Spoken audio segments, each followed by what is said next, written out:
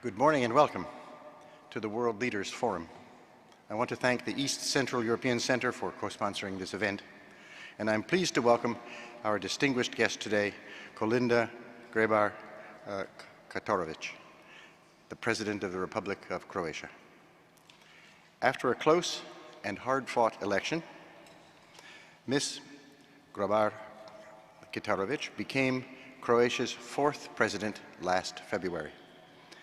The election was the culmination of a career in public service spanning more than 2 decades that has included experience as a member of parliament and as NATO's Assistant Secretary General for Public Diplomacy. President Grabar-Kitarović is no stranger to the United States. She not only has been Croatia's ambassador to the US, she was a Fulbright Scholar at George Washington University and held fellowships at the Harvard Kennedy School of Government and at Johns Hopkins University. Now she leads Croatia at a pivotal moment in the nation's history. Following the devastation of the Balkan Wars, Croatia rebuilt its economy, enacted democratic reforms, and developed its commerce and industry. Significantly, Croatia has been committed to tracking down war criminals and bringing them to justice, an essential step toward easing ethnic tensions, both domestically and internationally. Yet the challenges ahead for President Grabar-Kitarović and her nation are substantial. Croatia's economic growth has been stifled by high unemployment and a prolonged recession. Persistent tensions and lingering resentments with neighboring countries remain a barrier to regional stability. And waves of migrants and refugees, we've just been discussing that, are moving across the Balkans to escape the chaos and violence of the Middle East and Africa. Like other nations, Croatia is being pushed to the limits of its ability to respond to this humanitarian catastrophe. In her speech to the United Nations General Assembly yesterday, President Grabar-Kitarović reflected on the global dimensions of the refugee crisis. She noted all the ways this problem affects national governance, from the rise of terrorism and the proliferation of human trafficking to the demands placed on national security and the need for vastly greater refugee aid. Like so many of modern society's challenges, it is a problem, she notes, that will only be solved through collaborative action, balancing local, regional, and global realities. Through all of this, we must bear in mind that Croatia is a young nation, the newest member of the European Union, and a country very much focused on its future. No one is better able to give us a glimpse into that promising future than the President of Croatia, Kolinda Grabar-Kitarović. Please join me in giving her a warm welcome to Colombia's World Leaders Forum.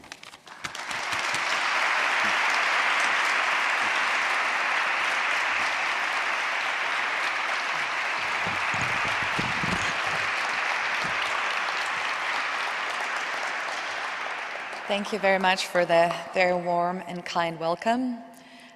Ladies and gentlemen, dear students, it's such a pleasure to be here. Last time I actually lectured at Columbia was at the time when we were still fighting for our Euro-Atlantic accession path for Croatia to become a member of NATO and member of the European Union. And at the time I was arguing why Croatia has to become a member of these integration processes and what our contributions will be. Now, as president for about 7 months now, I have to say that, of course, I'm very proud of Croatia's achievements, but I'm also not completely satisfied with what Croatia has done, both on the domestic, regional, and global plans. You may have heard my statements both here in New York and back at home that I want for Croatia to be a lot more ambitious and a lot more assertive. I said in the General Assembly that that one should never judge a problem, a country, or any entity by its size. Croatia is at 124th place when it comes to size in comparison to other UN member countries. But I think that the role that we can play, both nationally, regionally, and at a global scale, it's so much bigger than our geographical size or the number of our people. It only takes leadership. And leadership is what I talked about in the UN, and leadership is what I want to talk about today as well. You have heard that Croatia today is experiencing problems of migrations. About 80,000 people have so far entered Croatia in the past few weeks only. About 300,000 people crossed the Macedonian border from Greece into Macedonia and then further on to Serbia, Hungary, Croatia, or other countries since the beginning of this year. So we're obviously facing with a problem that has not only national and regional implications, but global implications as well. And in that, the problem that cannot be solved by one country only, we need to show not only solidarity, but leadership as well. I outlined in the General Assembly that history is more often than not, the litmus test of leadership. That leaders are people who were actually able to get past of their own fear and come up with a vision or a foresight. Which means that looking at the problem, we have to look at it from all the dimensions as unusual or inappropriate, and that may be judged as something that will provoke the outrage of the public. When looking at problems, we have to look at them from really many dimensions. And the migration crisis is the exact example of what we're experiencing in the world today. You all know that Croatia went through a very difficult time back in the 90s. We had war, aggression against Croatia. There was war in Bosnia and Herzegovina. And at the time, we took in about 1 million displaced persons and refugees. A lot of them went to other countries, but nevertheless, we gave them home in Croatia for a while. My own family hosted 3 people from Bosnia and Herzegovina who were of Islamic religion for more than a year in our own home and gave them a job. I know what it means to take care of refugees, but what we're seeing today is not just a problem of refugees. It's a migration crisis that is really the result of the shifting plates of global order.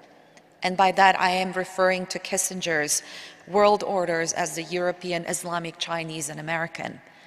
But it's becoming a lot more complex than that. Throughout the summer, I was warning both in Croatia and in the European Union that we were not doing enough to face with the refugee crisis. Yes, we have to take care of the people who are there, who are really running for war, who need refuge. But we also had to design a long-term policy, how to face with the root causes of these migrations. Because yes, we are allowing, we were talking about the quota, how to distribute the 500,000 people who were already on the European soil. But what about millions of those who are still left behind in the areas of conflict in North Africa and the Middle East? How do we make lives possible for them to continue to live in their own countries? Because obviously, Europe and the European Union, as much as we respect the right of every single person on this earth to have a better life, in spite of that, we unfortunately cannot resolve the misery of the world by taking everyone on our own soil. In Croatia ourselves, we're still fighting 17% unemployment rate. A lot of our people, pensioners, do not receive pensions regularly, not even workers who work in companies. We have children who are still hungry at school. So in looking at this crisis, we have to balance between the national interests and the humanitarian aspects of the crisis, but also the global causes and the global action that we need to spur within the European Union and also within the global context. And thus I came to New York last week with really high hopes and high expectations. And yes, I am heartened by the fact that we have accepted the sustainable development goals for the post-2015 agenda. We have to admit that the Millennium Development Goals worked to a certain degree, but did not work completely. But with the Sustainable Development Goals, we really have a huge chance to change those circumstances. We have to address, first and foremost, the roots of these migrations and not just the effects. We have to address poverty, illiteracy. We have to address manipulation, propaganda, that all leads to extremism, to terrorism, and ultimately to conflict and war that is putting people on the move. But there is another factor why we see these migrations happening that perhaps 10 or 20 years ago would not have been the case. And that is the new media and the social media. Because with a click of a button today, a click of the key on your keyboard, you can disseminate information around the world. And what we've seen lately in the social media is encouraging people to move to the European Union, whether it be for a better life, for the social benefits, or because they're being manipulated by the human traffickers and those who'd like to cash in on the human misery that we see in the Mediterranean basin. Let's not forget that there are 50 to 60 million people now migrating around the world according to the UNHCR data. And they are our responsibility. Our responsibility as individuals, as countries, and as humankind. And what do? We need leadership. We need willingness to tackle with these problems. We need to look beyond the lines of who are friends or who are adversaries. Because if you treat someone as an adversary, they will become one. And in solving the crisis in Syria and Iraq and in other places, we obviously have to deal with countries with whom we do not agree precisely on the interpretation of human rights or the state order of the 21st century. So what I mean precisely, and looking at Croatia and our neighborhood and at the European Union today, what has happened in the span of just a few short years? First, we were all excited about the Arab Spring. Unfortunately, it turned into an Arab winter that produced organizations such as ISIL, Daesh, that never be questioned in the 21st century, and that is state sovereignty, territorial integrity, and the right of every single nation to choose their own future. They have been questioned. They have been put into danger. And have we reacted exactly on time? Have we reacted in the right manner? Are the instruments of international law that are at our disposal adequate to work with Russia to reverse the process in Ukraine? Probably not. The only solution, of course, is political and full implementation of the Minsk Agreement. But does that mean that we should isolate Russia, who has isolated themselves with what they've done in Ukraine, in taking care of the problems in other parts of the world? By no means, because we have the same problems, the same adversaries, from Syria to ISIL in general. Well, we've heard information, we've seen in the news that Russia has carried out strikes in Syria, and apparently, unfortunately, they did not strike ISIL. Their strikes were aimed at some other groups. Finding the common language over there will not be easy. But without working together, it's going to be difficult to resolve that problem. And that is the point of compromise. That is the point of dialogue, of talking, of not sticking to each other's positions. Because if the people of Syria said that Assad is not acceptable to them, that no outside force can claim that he is. And on the other hand, we cannot allow for organizations such as ISIL, Daesh, to use that situation to provoke fear, to provoke terror, and to threaten our own societies. So what is the way forward? As I said yesterday, to all the leaders, please, when you go home, consider the world politics. Reconsider your own policies. Reconsider your dialogue, what you've been talking to the people whom you consider as your own adversary. And see how you can work to turn that to your advantage, to turn that around. Because we're not going to secure the future of the global order with putting ourselves into categories of friends and allies and adversaries. We, as the people of the United Nations, we have the means. We have the ways to do it. What we lack now is the will to do it. And this is what I want to see when I leave New York after this full week of conversations with many leaders who expressed their support for the Sustainable Development Goals. I want to see the will of the leaders to put this into practice. I want to see us discussing and talking to each other, defending our national interest, but also working regionally and globally, because no problem today, no asymmetrical threat to our national or international security can be resolved by one country alone.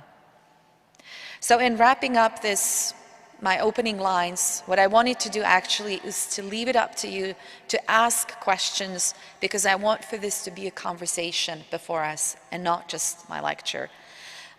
What I want to say today is that world needs leadership, and leadership means, again, bypassing our own fears, taking courageous steps, talking to each other, being able to make compromise, being inclusive, and respecting everyone. Thank you very much, and I look forward to your questions.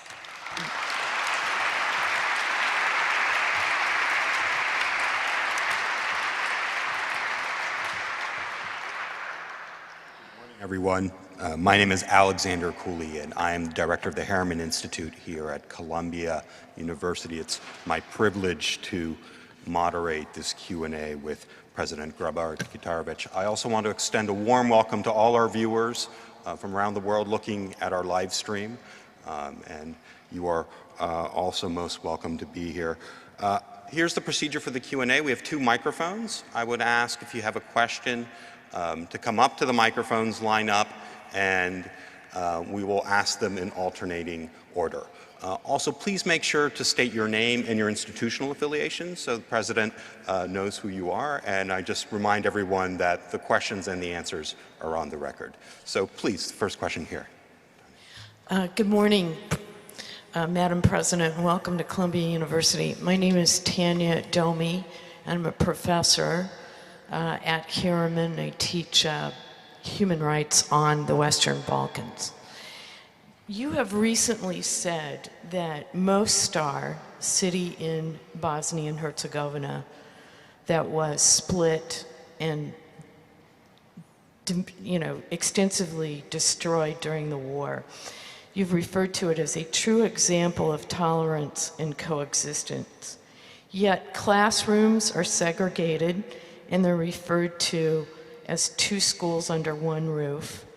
And when the Bosnian or Croatian national athletic teams compete, it's common for physical attacks by hooligans associated with different football clubs, as an example. Given the fact that Croatia is a signatory to the Dayton Peace Accords, and you've mentioned the key element of leadership, how can you help change the situation in Mostar? And how can you help support Bosnia stabilize now, nearly 20 years after the Dayton Peace Accords were signed? Thank you. Thank you very much. Should I take a Please, few questions? please. Well, thank you very much for that question. Yes, nobody says, and I've never said, that we still don't have challenges, either in Croatia or in Bosnia and Herzegovina, especially in Bosnia and Herzegovina. But if you look 20 years back, if you look at 1995, when the situation was so dire that with the Dayton Peace Accords, we stopped the war, the carnage. And in the meantime, we've been building Bosnia and Herzegovina as a country that is still not completely politically emancipated, because there is still the high representative of the international community who takes decisions for Bosnia and Herzegovina. But the city of Mostar, and why I said that, because I walked freely the streets of Mostar as Croatia's president just a few weeks ago. And what I saw, and I've been coming to Bosnia and Herzegovina and to Mostar successively now for a number of years. If you look at the past 20 years in the life of a nation, it's an incredibly short time. But through that time, I think our countries, with respect to reconciliation and working together, have done so much more than any other area in the world that was victim to conflict and ethnic strife. So Mostar today, you practically can't see the difference between East and West, and I was equally greeted in both parts of the city. Yes, there are classrooms that are different. There are classrooms still in Croatia in Vukovar that are for education of some Serbian kids and some for Croatian. I personally believe that they should be merged, but that is part of the requests of the international community. So a Madam Professor, that's equally a question for the peacemakers in our part of the world who have insisted for that kind of almost segregation, where we should leave it up really to parents and to children to decide what kind of schools they want to attend, and of course to have also education in their native languages, whether it be Serbian Cyrillic or Croatian Latin or Bosniak language. So there's always ways to combine education and to put kids in the same classroom. However, I would instead focus on the positive examples in Mostar. I would focus, for instance, on the University Hospital and the University of Mostar. Both of them were financed by the government of the Republic of Croatia. We gave, and we're still giving, a lot of money for those two institutions. They equally, of course, accept patients or students of all nationalities. And I visited the University of Mostar. There wasn't even any talk about ethnic differences. What we talked about is how to promote the university, their role, that they can be an example of reconciliation, and how actually to turn that into a science, because we need that with all the conflicts in the world. I think they can become a big think tank of demonstrating how you can make life possible. What's important, that there are no incidents, there are no ethnic killings, people live normally in the streets. The university hospital accepts everyone without any difference, and there's people of different ethnicities working there. So although, yes, 20 years ago is still fresh in some people's minds, you have to remember that many of those people went through terrible atrocities, their families were killed. Some of them witnessed the killings or the rape of their families, but considering that in the span of 20 short years, the situation in Mostar today is that it's a growing, glowing, wonderful, beautiful city. I think it's a huge success. That should be an example, a positive example of reconciliation and what people can do when they're able to draw the line behind the past, get over their differences, and work together for the future of their city or of their country. What can I do? Yes, we're 20 years from Dayton now. I've been insisting that we have to do more. I support the EU proposal for Bosnia and Herzegovina, but I think it lacks substance. It lacks the third pillar. I don't think that just economic and social changes are enough without institutional and political changes, which means that Bosnia and Herzegovina has to become politically emancipated, as I stated in the beginning, so that they take decisions for their own country, and that the three nations, Croats, Serbs, and Bosniaks, are constitutionally equal on the entire territory of Bosnia and Herzegovina, because in the 20 years from Dayton, we've actually moved away from Dayton, but not in the positive direction. Things have become more complicated. And without the equality of the three constituent nations, we will not have a unified, a single Bosnia and Herzegovina. What I can do, what I have been doing, I visited Bosnia and Herzegovina now several times, talked to all of the leaders, both on the national and on the regional levels, talked to people. I went to Srebrenica. I also was awarded an award in Sarajevo, Isabe Ishaković, for promoting tolerance and peace and understanding in Bosnia and Herzegovina. And what I will do is to continue to argue for the Euro-Atlantic path of that country, because I think that membership of Bosnia and Herzegovina in the European Union and NATO will be a precondition for lasting peace, security, stability, and prosperity of that country. And we will help them in that sense with everything that we have and everything that we can do. Thank you very much. Our next question comes from this side. Hello, good morning, President. Thanks to be here with us. My name is Luis from Columbia College. I totally agree with you regarding the refugee crisis. I agree in the sense that not all countries are prepared today to receive refugees when they have probably, stronger or deeper problems in their own countries. Back home, I experienced that. I'm from Mexico, and there's a lot of people signing petitions in Change.org and a lot of places asking the government to receive, 10,000, 20,000 Syrian refugees. But nobody explains what's the plan. Nobody says where are the... Sorry, Louise, our time is limited, so could I ask you to ask your question following up? Yes. Sorry, yeah. So, my question is, where do you draw the line between which countries have a moral duty to accept refugees, in this case Syrian refugees, and the countries that do not have or cannot receive these refugees, and what's your plan to address this crisis? Thank you. Thank you. Thank you. Just one final point, because I skipped the athletic team hooligans. Unfortunately, happens in Croatia as well. Between our own cities, that's just the mode of behavior in our part of the world today, something that we have to deal with on national scales. Has nothing to do with interethnic. It's mostly about team spirit, which becomes negative. On migrants, yes, we've seen actually a wide variety of reactions, and this is where we have to be careful. On the one hand, you have this enthusiasm that you've seen, we have to take the migrants in, we have to give them a home. And on the other hand, you have a backlash of local communities who are now rebelling against these people coming in because they have seen what it looks like when they come in thousands without not in an orderly fashion, what affects their jobs, their fields, their vineyards, etc. So what do we do? How do we distinguish between refugees and migrants in the first place? This is what we were not talking about over the summer.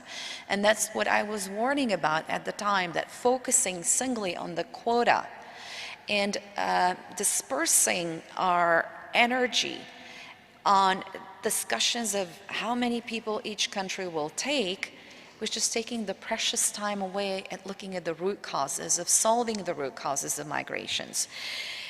What is the moral duty? The moral duty, of course, is to take people, you have the first country, the countries of first reception.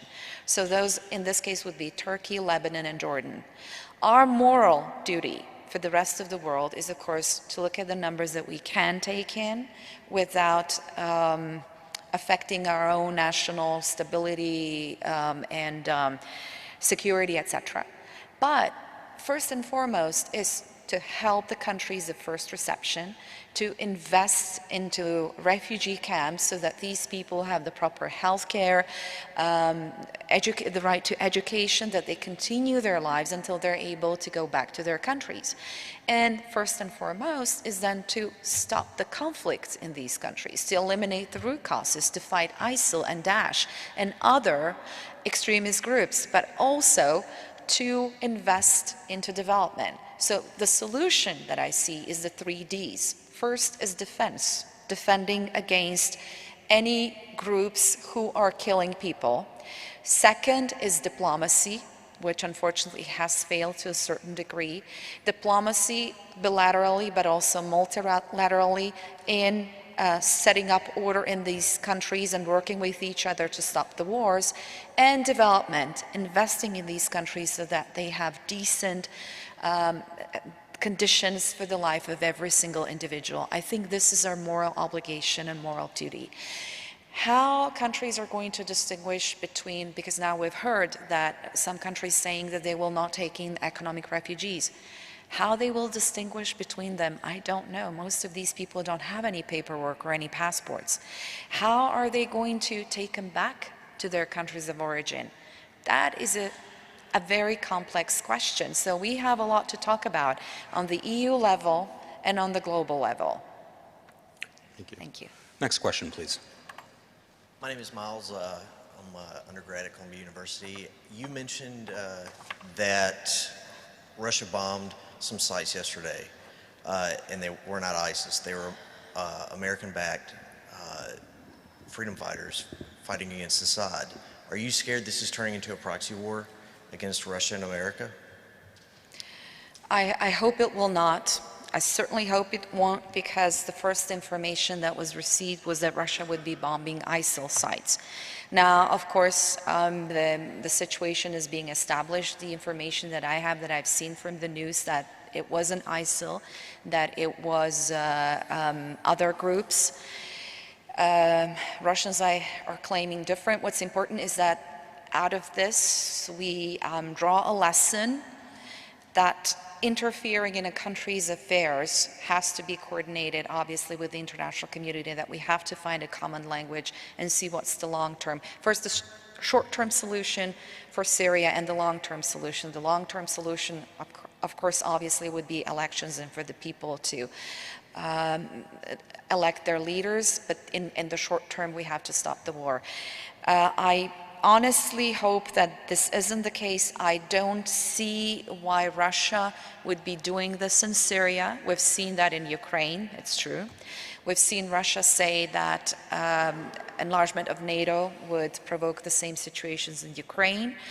But, let's be very vigilant of this situation, and let's act in unison as international community in order to stop potentially whatever could be detrimental to the future of not just Syria, but of international relations, and that could drag us into a protracted conflict.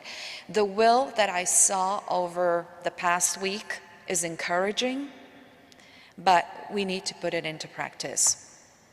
Thank you. Thank David. you. Dobro jutro. Dobro jutro. My name is David Phillips, and I head the program on peace building and human rights here at Columbia. I was in Vukovar during the siege, and have been a strong proponent of Croatia's national aspirations for 25 years. So I watched with concern recently the escalating dispute between Croatia and Serbia over your border and the passage of migrants. I wonder if you could clarify for us what happened, what's the current situation, and the broader implications to this event on Croatian-Serbian relations. Hvala. Thank you.